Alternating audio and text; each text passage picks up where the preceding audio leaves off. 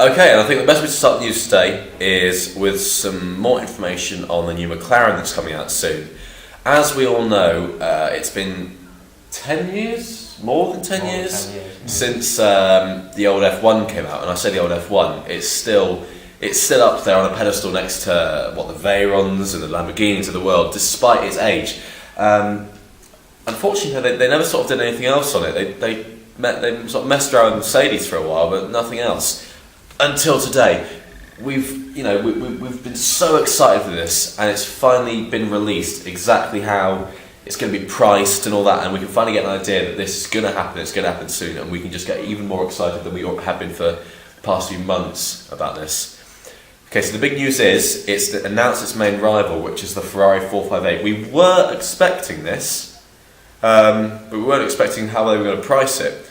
Now, they've announced it's going to be £3,000 cheaper than the 458, which is a little bit sneaky. Yeah, but it has to happen. It's your budget savings there. It's your budget savings because the big rich man worries about £3,000. Yeah, quite. Yeah. What's £3,000 when you're spending what? How much? It's 170 for Ferrari, so this will be 167. So yeah, just to actually update you on the stats, it's got a 3.8 litre turbocharged V8.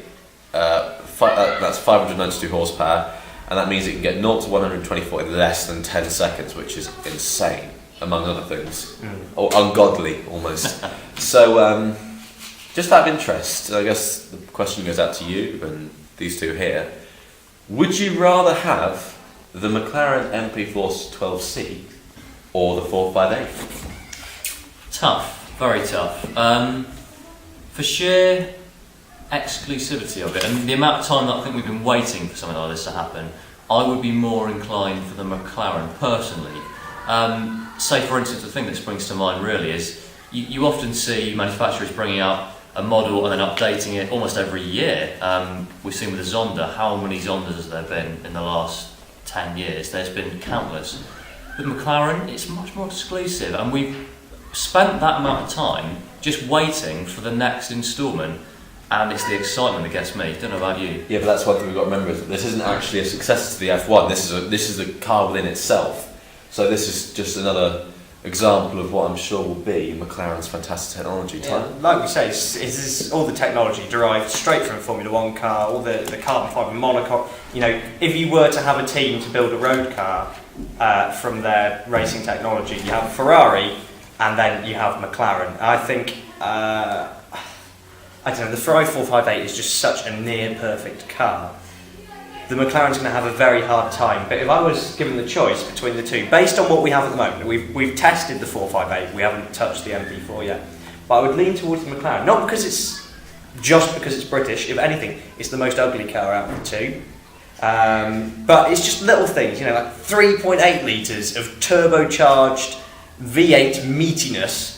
And it's going to be a lot more throaty than the Italian car. I think it's going to be much more of a man's car, really. And with 592 brake horsepower, that's on to Audi's new A3 variant. Now, initially, that's not something to get very excited about at all.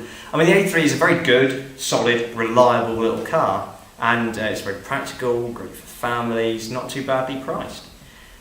However, it's a little slow, boring, dull, perhaps. Bland. The S model spiced it up a little bit more horsepower, and that was all very nice. But now, Audi have come to us with the RS3. Of course, RS standing for Rally Sport. It's Audi is exactly where they cut their teeth in rallying, so we're going to have to really keep an eye on this one. It has 340 brake horsepower from its 2.5 litre engine. It's 5-cylinder 2.5 litre engine. Now that's relevant because remember the Quattro, the new Quattro we covered the other week. This could be a precursor to the engine that's in that. So we are going to have to keep a close eye on this, because if the engine's great in this, you can almost be dead set that it's going to be great in the new Quattro whenever it does decide to surface. It has a 7-speed dual clutch gearbox and has an absolutely astonishing 331 pound-feet of torque. Now remembering this is a hatchback, something that's extremely practical is an Audi, of course. Yet here it is, pulling the moon closer to the earth with all of its torque and setting the motorways alight with its lightning fast acceleration. It really is a wolf in sheep's clothing. Price? £40,000. Quite expensive. That's a lot of money. Right. Let's just. I'm just going to throw something in here, right? Ford Focus. RS. Is it really worth the extra money? Can you honestly say that for an Audi? I know. It's German. I know. That's the only downside of like things like the R8. It's such a brilliant car, but it's German and not. And it's not fluorescent green. Doesn't have a spoiler. You will be driving around and going, look at me in my supercar that looks like a hatchback. Oh, hang on, why didn't I have a supercar? Oh well, let's carry on. I'm driving along in my £40,000 Audi. Yeah, and that's the problem, isn't it? Because although you know it's fantastically fast, when you ever really going to show that off? It will be, to anyone walking past, it will be just an Audi. And it's like when we were discussing the markets earlier. You know, when you walk past one of those, it is really, you notice it.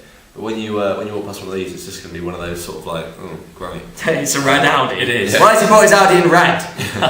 I mean, that is one way of looking at it. Possibly another view that you could have on it came up in your piece about the Quattro, is that maybe we should look at this as more of a, not so much an experiment, but a staging platform for the leap between what Audi had before in their fleet and the next generation, which will be the Quattro. So as a test platform, perhaps, this could prove to be important, not only for Audi, but also to us in the world of motoring journalism, to see how successful the bits and pieces on here are, and give us a bit of a clue what the Quattro will be like. And let's not forget, this is yet another 7-speed dual-clutch gearbox. They're getting around everywhere. I remember when 6th gear was introduced, let alone 7th. Right, so now for another blast from the past. It is news of Lancia. Now, many of you remember Lancia, their legendary pedigree in rallying goes without saying, really. And you will be pleased because Lancia haven't brought a new car out. But somebody in Germany has. A German industrialist is obviously interested, and he's managed to acquire the name Stratos. Okay, so the Lancia Stratos is being revived, you could say. Now, it's attracted some interest from Ferrari, which is where it gets interesting. Usually we're a little bit sceptical about these industrial bigwigs who get involved and dabbling in cars. Virtually what he's created here is a car without a brand, which is unusual and doesn't usually pay off. However, according to Ferrari chairman Luca Di Montezemolo, who tested this car, he loved it. He absolutely loved it. And he loved it so much that he phoned his chief test driver, who also took it out for a spin, and he reiterated how good it really was. So, it seems as though our industrialist friend from Germany has struck on something. Full details of the car will be announced as and when in the coming weeks, but we may see the rarest of things, a successful car without a brand. So indeed, blast from the past. Yes, it is. I mean, as I've said, you know, we are sceptical. We shouldn't really judge this before anything major has happened. Not to call Luca Di Montezemolo a liar or anything. Not at all. Very cautious about cars that are built by independents, really.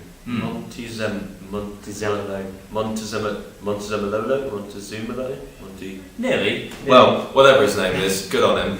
We love the Stratos. Not in a we love the Golf sort of way, because the Golf. This is just one of those cars that we love the history of, and we love the thought of it coming back, albeit under the being built by some bloke whose name we can't seem to pronounce. Nonetheless, it does sound a bit like a cheese, doesn't it, Montezemolo? Can I have a bit of Montezemolo on that? Kind of the sort of thing that you sort of like you grate it on, it smells like foot. Nonetheless, as you say, we can only really make a judgment when full details are out. If we get our hands on. I mean, it's based on a Ferrari 458, but what 458, sorry. What's the cheese? Predecessor 430. But what they did really was cut it to pieces and just use some of the parts. So just like the old Stratos, it's powered by the 4.3 litre. Well, it wasn't 4.3 litre then, but a Ferrari engine. So it's a good thing. We just have to see whether it's going to be a great thing. Yeah. Wait and see. I think optimism is called for, but yes, we just have to take it with a pinch of salt at the moment. The Ferrari seal of approval, though, is one to watch. But I guess it's time now to move on and spend some time with a prick. We should probably expand on that a little. Expands. Well, how can we say it? We developed a way for you to buy your first car, if you are in the market for first car, various things to consider. Or even if you're not, I guess. Yeah. I mean, if you just want a car, you can use Something to apply. You can just prick your car. You can prick yourself. You can prick anyone. Really. Yeah. I mean, the key thing here is that your car has to be a prick. Yeah, and it has to show that you have pricked and that you have a firm knowledge of pricking. Yeah. And that is a necessity. Should we probably cut out with these prick jokes and just explain to the nice people? Yes. Exactly what we're in the next film, all will be revealed.